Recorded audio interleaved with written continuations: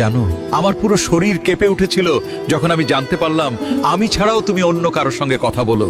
তখন হঠাৎ করে আমার বুকের ভেতরটা ফাঁকা হয়ে গেল। আমার শ্বাস নিতে কষ্ট হচ্ছিল। মনে হচ্ছিল যেন কেউ নিঃশব্দে আমার ভেতরের সব আশা ভেঙে চুরমার করে দিচ্ছিল। আমি তো তাকে বিশ্বাস করেছিলাম, মন থেকে নিঃস্বার্থভাবে তাকে ফিল করেছিলাম। আমি কখনোই ভাবতে পারিনি আমার নামের পাশে আর কারো ভাই। জানতাম না যে এক বুক বিশ্বাস নিয়ে কারো হাত ধরলে শেষটা এত করুণ হয়। মানুষ বলে অতীত নাকি মানুষের পিছু ছাড়ে না।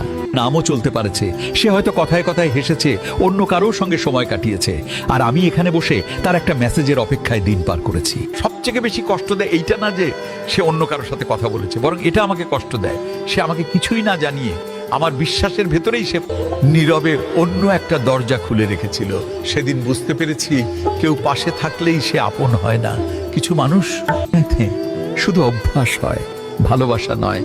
এখনো মাঝে মাঝে আমার বুকটা ভারী হয়ে আসে, চোখ দুটো ভিজে যায় অকারণেই। তবু আমি চুপ করে থাকি, কারণ কিছু কষ্ট শব্দে বলার মতো শক্তি আর থাকে না।